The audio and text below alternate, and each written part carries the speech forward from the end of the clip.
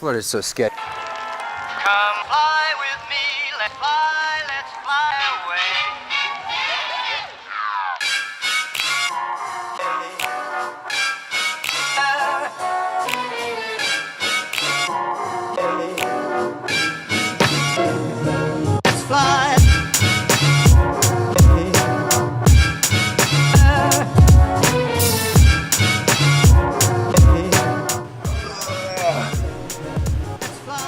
Perfect. Thank you.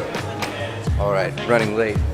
Made it to Baba. Welcome to the Daily BA. Today we are going to start a 5-part series talking about how to conference. We have guests like Courtney, Megan Miller, Shane Spiker, and myself talking just our tips and experience about how you can get the most out of your conference experience. This is Megan Miller. Today we're running through the tips for before you get into a conference, what you should be doing or thinking about. It's not empirical, but it's a good start, and most people recommend these things. Right. Here we go. Hope you enjoy. It's very important to make sure that you know your way around the building so that you can be very, very efficient later throughout the week, because it's just going to be busy, go, go, go. So the first thing we're going to do, always find the hotel bar. Now, before you even actually get into that, you're supposed to actually do a few things prior to even getting to the conference. First one. One would be, I don't know, look at the program. You should look at the program, and there's a few different events. Pack a highlighter. Pack a highlighter. The differences between the events. You have posters. Let's describe them each. What's a poster for? To convey information quickly, and it's usually students. It's quick and fast. Quick and fast. Then you have your papers. These were old school, like you would actually read your paper to the audience before you published it. So that's where the paper but came that from. doesn't actually.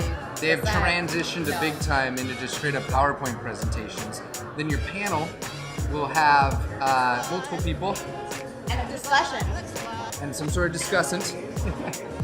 Your panel have some sort of discussant that is around a central theme with people giving different perspectives on that, right? Yeah. And then your symposium is a mix of a bunch of different papers. You rough that out. So now you know a little bit of what you're getting into. And you have workshops. Ooh, workshops. I almost. Do you go to workshops? Yes, those are really in-depth and awesome. You learn a lot of information. Your ass will fill down by the end of the day. The goal is hands-on, right? Yes. Okay. That's the goal, but that's not always what happens. Yeah. You have to be careful. You have to really look at the description. So I would say, then we get into practices of how do you make sure that you find one that you're interested in. What you got? Big wigs are usually a good idea. Big wigs can be a good idea. You can also see if the person presenting from a bigwig's lab, you can kind of like see if they're presenting on something that's been kind of curated by the bigwig. Yes, they might pony back on their mentors' ideas.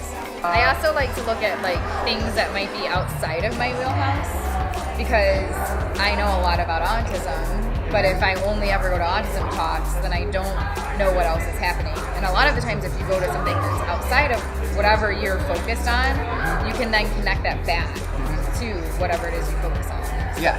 So do something that is outside of your current maybe scope of practice or interest. Right. Yeah, or like you might already be competent in things, and if you only ever go to talks on those things, it's highly unlikely you'll experience anything new. Yeah. You got any tips for what you're supposed to do before you go to a conference? Before you go to a conference. What are they, brother? Register so you can go. Yeah. Yeah? And do it early. Yeah. Second year in a row. It's very important to make sure that you know your way around the building so that you can be very, very efficient later throughout the week, because it's just going to be busy, go, go, go. So the first thing we're going to do, always find the hotel bar. There's a reason though. It's where all the networking happens. Yes, all the meetups happen whoop, right there. So make sure that you find that. What's this? This is just like the snack area. Candy. They have sandwiches. They don't have a "You Are Here" sign. But they have the FABA registration, so that's kind of how. Okay. This is why you need someone to help orient you to maps. I'm not usually the one. All right, so you guys, PBS, I know Shane Spiker, same organization, correct? International company now. We work in a bunch of states, and the PBS room is just kind of, this year we got it set up to be kind of a lounge to come hang out, meet and greet. and just spend some time with people and get to know other people in the community that we work Yeah. in. So Yeah. You guys nailed it. yeah, it's been great, right? Yeah. You know, for real. There's always coffee on tap. So fruit water too. Yes. Infused water, always ready to go. Always ready to go. We have a raffle going on. I don't have anything else. That's all I do. What about a hotel? Maybe lodging is fine, right? Like find a place that you can stay. Snacks. Always keep them in your bag. So I always have a giant bag of snacks that I bring. Lots of protein bars, trail mix, because you're gonna be busy. Coffee, all the So coffee. many protein bars. So many protein bars. Double bags. Yeah, I will literally include my half of my. You gotta crush every networking opportunity that you possibly can. 3,000 calories of protein bar. I hate you tall people and your 3,000 calories of anything. Every time I saw Rhino snort protein powder.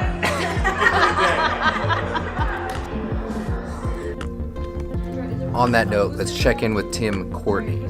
One, going to conferences is awesome. It's a commitment. It's, you're going to get access to tons of really cool information to go back and do cutting edge, innovative clinical practices. But another real key aspect of going to conferences is just meeting really cool people, connecting, just building your network, and building access to lots of knowledge and information. And what we're really fortunate at is the field is just super humble people. Everybody, we want everyone to develop and get stronger. So I've approached people of all different levels, and it's always been met, which is really, really well. So I would encourage a lot of networking and really attending all the great presentations.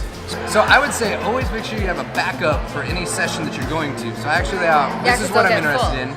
in. They may get full, or you may go into one that's just a complete dud. And If it's a don't be complete afraid dud, to sneak out quietly. I think quietly and respectfully is like the way to do it. Yeah. Try to do it in between, like when usually if you're in a talk, like one person will be talking, and their presentations are usually in like 10 or 15 minutes. At that point where they end and someone else is starting is a nice time to leave. And what's cool, sometimes people just go in for that one talk, so it doesn't even seem like you're dipping out because you're not interested in content. It is okay. Next one, I would say if your friends are coming, because you should reach out beforehand, see who's coming. Hopefully you But- have friends. Come on. Maybe they just started a grad program and they don't know anything. Okay, so It's okay to reach out and make a friend. I would say, what are opportunities to reach out then? So they have like the expo halls and sessions where you can go and you can Yeah, introduce the bar. hotel bar. They sometimes have special events for people that are international. Like ABI Yeah, does ABAI those. does that. The multicultural groups. Yeah, there's a multicultural group here, right? Yep. FABA, right?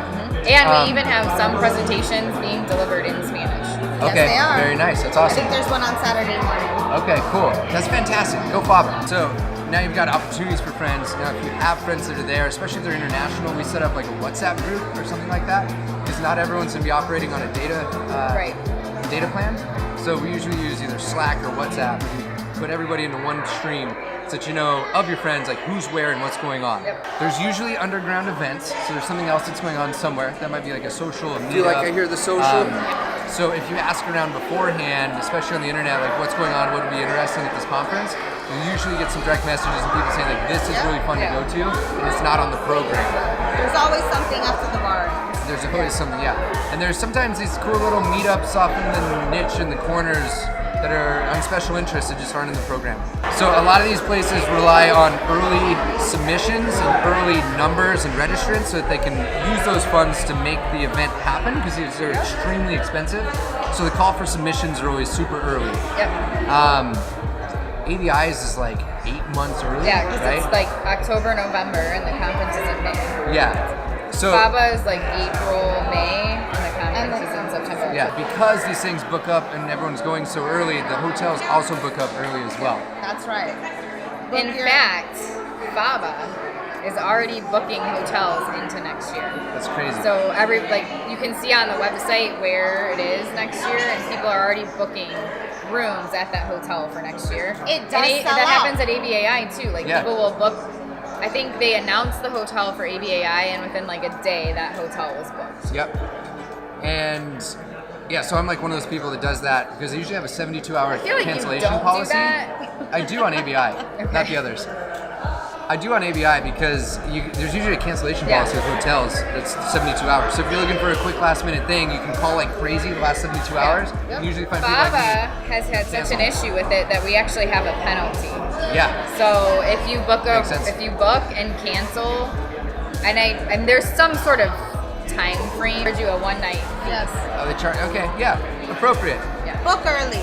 I would say lurk online and see who's going. People will talk, and not in like lurk the creepy sense, but see who it is that's going, that's presenting. Yeah. That maybe starting some of the discussions early, what they're excited about, and then it gives you an idea of who to reach out to and who to meet.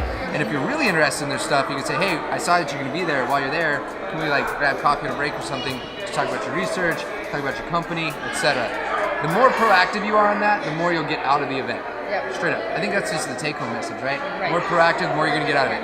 Or even like if you're at the event and you see someone walking down the hallway. I know we're talking Don't about be free. afraid to say hello. Exactly. Like just say hi.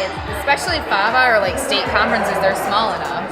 You should just introduce yourself and say hi. Take advantage of that opportunity. People are super friendly. They are. So much so they're just hopping your videos with them. And the last tip is if you're presenting stuff, don't put off stuff until the last minute, or else you're gonna be like me making my presentation all night.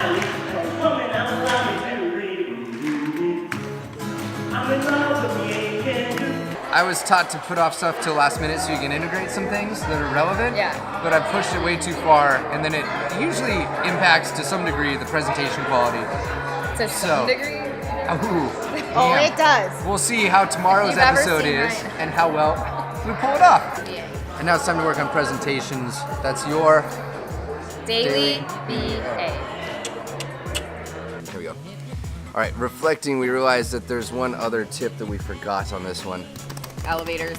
They are the worst. You're gonna have to plan like double, triple, quadruple, a million times more the time to get up and down because so many people are on the same schedule going up and down. Shane's back with one more. Bring business cards. Is that cool? Is that good? Yeah. Is that okay?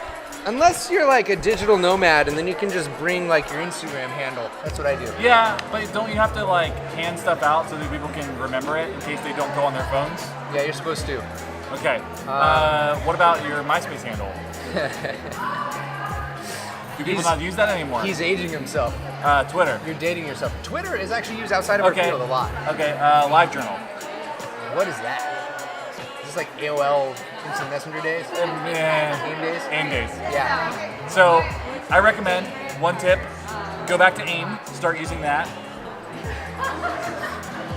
Use the face space. Use FaceSpace. Make sure that you're doing those Snapchats. Make sure that you know HTML so that you can design your MySpace to look really cool. Did you know that Baba actually has like Snapchat filters here? Dude, that really? Dude, right? yeah. Yeah, cool. Florida's the worst. Look at this. Oh my gosh. I do. And then everything sticks to it. It looks all bad. I'm a